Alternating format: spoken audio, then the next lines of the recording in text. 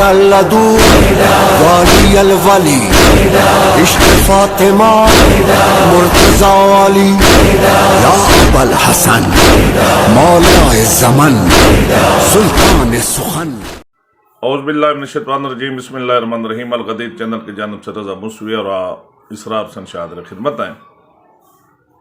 آج کی اس نشست میں ہم ان تمام غلطیوں کا ذکر کریں گے جو کہ پڑھے لکھے حضرات بھی لا علمی کی وجہ سے یا غفلت کی وجہ سے وضو کے دوران کرتے ہیں، اور وہ اپنے وضو کو غلط کر بیٹھتے ہیں۔ اگر وضو غلط ہو گیا تو نماز غلط ہو گئی، یا جتنے بھی آپ عبادت کریں گے جس کا دار و مدار وضو پہ ہوگا، اگر وضو ٹھیک نہیں ہوگا تو وہ عبادت بھی آپ کی ٹھیک نہیں ہوگی۔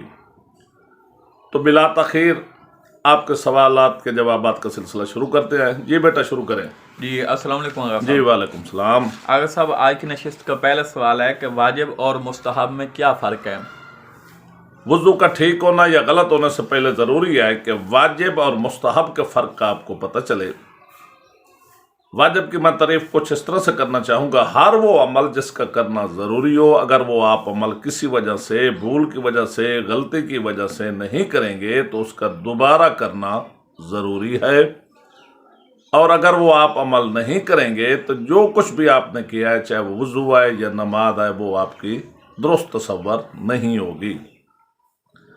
اور مستحب جو ہوتا ہے اس کی ڈیفینیشن فقہ محمد والے محمد میں یہ ہے کہ اگر اس کو کر لیا جائے تو اس میں بہتری ہے، اگر نہ بھی کیا جائے تو اس سے کی جانے والی عبادت یا وضو ہے یا نماز وغیرہ، اس کا آگے تفصیلی ذکر آ جائے گا، وہ درست تصور ہوگا، اور مستحب عمل کے نہ کرنے کی وجہ سے وہ غلطی تصور نہیں ہوگی۔ ہاں البتہ اگر آپ مستحب عمل کر لیں گے، وہ محمد والے محمد کو بھی بہت زیادہ پسند ہے اور آپ کی عبادت میں وہ چار چاند لگا دیتا ہے۔ جی آغا صاحب، وضو میں مستحبات وضو کتنے ہیں؟ دو مستحب عمل ہیں، عام طور پر ہم دیکھتے ہیں کہ لوگ یہ عمل بھی کرتے ہیں: 3 دفعہ کلی کرنا اور 3 دفعہ ناک میں پانی ڈالنا، یہ مستحبات وضو میں سے ہے۔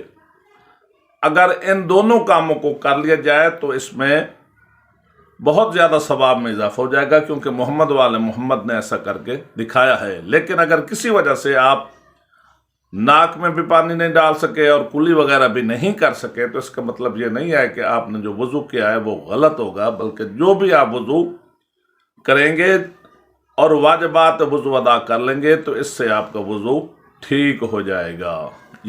جی آغا صاحب، اسی طرح واجبات وضو کتنے ہیں؟ فقہ محمد والے محمد میں واجبات وضو 5 ہے۔ جیسے میں سلیس کر دوں گا، 5 عمل ایسے ہیں جن کا وضو میں کرنا ضروری ہے۔ ان میں سے کوئی ایک عمل بھی باقی رہ گیا ہے یا آپ نے ادا نہیں کیا تو آپ کا وضو غلط ہوگا اور آپ کو وضو نئے سرے سے کرنا ہوگا۔ وہ 5 کون سے ہیں ذرا متوجہ ہوں۔ پہلا عمل ہے نیت کا کرنا۔ وضو کرتا ہوں یا کرتی ہوں، بلکہ یہاں تک بھی آپ کو سمجھا دوں کہ اس کا ذکر زبان پہ لانا بھی ضروری نہیں ہے۔ جب آپ بیٹھے ہیں اور نماز کا ٹائم ہو گیا، آپ کھڑے ہو گئے ہیں، وضو کرنے لگ گیا تو سمجھو آپ کی نیت ہو گئی ہے۔ دوسرا عمل اس کا ہے چہرے کا دھونا۔ تیسرا دونوں ہاتھوں کو کوہنیوں سمیت دھونا، اور چوتھا واجب ہے سر کا مسح کرنا۔ 5واں واجب ہے دونوں پاؤں کا مسح کرنا۔ اگر آپ یہ 5 واجبات ادا کر دیں گے تو آپ کا وضو ٹھیک ہو جائے گا، اور ان 5 کاموں کو ہم واجبات وضو کہتے ہیں۔ جی آغا صاحب، اگلا سوال ہے کہ چہرے اور دونوں ہاتھوں کو کتنی دفعہ دھونے سے وضو باطل ہو جاتا ہے؟ فقہ محمد والے محمد میں چہرے اور دونوں ہاتھوں کو 1 دفعہ دھونا واجب ہے۔ اگر آپ 1 دفعہ دھو لیں گے تو اس سے آپ کا وضو ٹھیک ہو جائے گا۔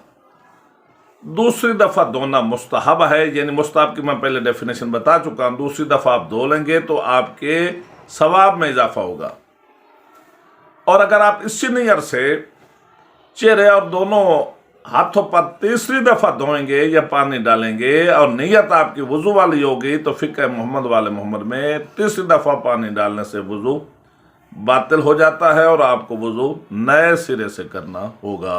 जी ये अगर साहब दोनों हाथ और चेहरे को किस तरह धोने से वुजू बातिल हो जाता है? बहुत ही अहम तरीन सवाल है।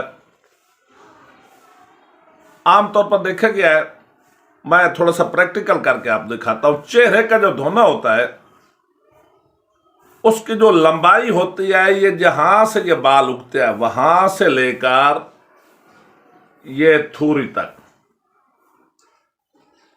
और इसकी चौड़ाई कितनी होती है, ये अंगूठे से लेकर सबसे बड़ी उंगली तक जो भी इसमें शामिल हो जाता है चेहरे का जितना हिस्सा, ये उसकी चौड़ाई शुमार होगी। तो आपका सवाल यह है कि किस तरह करने से वुजू बातिल हो जाता है। वुजू के लिए जरूरी है जब आप चेहरा धो रहे हों तो आप अपने हाथ को ऊपर से नीचे ले आएं। अमूमन देखा गया है कि लोग ऊपर से नीचे भी ले आते हैं और नीचे से ऊपर भी ले जाते हैं, तो इस तरह करने से वुजू बातिल हो जाता है। इसी तरह जब आप अपने दोनों हाथों को धो रहे हों तो उसमें भी जरूरी है कि आप हाथ को ऊपर से नीचे ले आए। अमूमन देखा गया कि लोग ऊपर भी नीचे भी ले आते हैं, नीचे से ऊपर भी ले जाते हैं, तो इस तरह करने से वुजू बातिल हो जाता है। जी ये अगर साहब अगर कोहनियाँ खुश्क रह गई हैं तो इससे भी वुजू बातिल हो जाता है? बहुत ही अहम तरीन सवाल है। बहुत से लोग, पढ़े लिखे लोग मैं देखता हूँ, जो कि गफलत करते हैं या किसी और वजह से ये गलती कर बैठते हैं और उनका वुजू बातिल हो जाता है। वाजिबात वुजू में से है दोनों हाथों को कोनियों समेत धोना। यहां से आप पानी डालेंगे और कोनियों को आपने हर हालत में धोना। मुंह देखे कोनियां खाली रह जाती हैं लोगों के, यहां तक दूसरा लिबास वगैरह तो नीचे वो धो लेते हैं। इस तरह करने से वुजू बातिल हो जाता है। कोनियों का हर हाल में धोना वाजिब और ज़रूरी है। जी अगर साहब जब लोग सर का मसा करते हैं तो उसमें कौन सी गलती करते हैं जिससे वुजू बातिल हो जाता है? आमतौर पर देखा गया कि लोग जब सर का मसा करते हैं तो दो गलतियां ऐसे करते हैं जिससे वुजू बातिल हो जाता है। पहली गलती जो हम देखते हैं, फरमान है कि आप इस उंगल को लेकर, सबसे बड़ी उंगली और दो साथ वाली को लेकर रखें और आपने उंगलियों को हरकत देनी है, सर को हरकत नहीं देनी। जो कि अमूमन हम मुआशरे में देखते हैं, बाद लोग ऐसा करते हैं कि उंगली को हरकत नहीं देते बल्कि वो सर को हरकत दे रहे होते हैं। तो इस तरह करने से वुजू बातिल हो जाता है क्योंकि सर का मसा ठीक नहीं होता। और दूसरी गलती जो अमूमन देखी जाती है, जब आप अपने चेहरे को धोते हैं तो जितना हिस्सा बाल आपके ये इन पे पानी लग गया है, जब आप सर का मसा कर रहे हैं और आप अपनी उंगलियों को हरकत दे रहे हैं तो आपके लिए लाजिम है कि उस गीली जगह तक आपकी उंगलियां ना आए। अगर उन गीले बालों तक आप अपनी उंगलियों को ले आएंगे तो इससे आपका सर का मसा नहीं होगा। और यहाँ पे एक और बात भी मैं ऐड कर दूं, मसा के दौरान ज़रूरी है जो पानी आपकी उंगलियों पे लगा हुआ है उससे सर की जिल्द तक पहुँचना ज़रूरी है। अगर आपने कोई तेल वगैरह कोई ऐसी चीज़ लगाई हुई है चिंगनाट, जिससे आपके हाथों पे लगा हुआ पानी आपके सर की जेल तक नहीं पहुंच सकता, तो ज़रूरी है कि उसको हटा दिया जाए ताकि वुजू ठीक हो जाए। जी अगर साहब जब लोग पाँव का मसा करते हैं तब बाद लोग हाथों की उंगलियों को हरकत देने की बजाय पाँव को हरकत देते हैं, तो क्या ऐसा करना दुरुस्त है?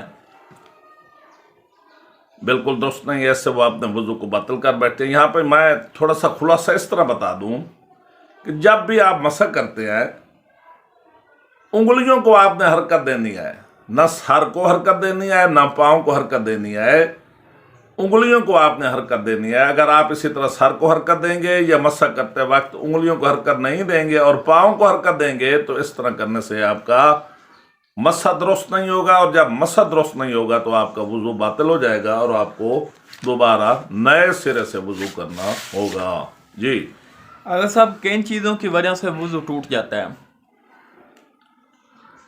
5 चीज़ें ऐसी हैं जब वो किसी इंसान पे लागू हो जाती हैं तो पहले वो अगर वुजू में है भी सही तो वुजू उसका टूट जाता है। नंबर 1 पेशाब। آپ باوضو ہیں اور آپ کو پیشاب آ گیا ہے تو پھر اس سے آپ کو نئے سرے سے وضو کرنا ہوگا۔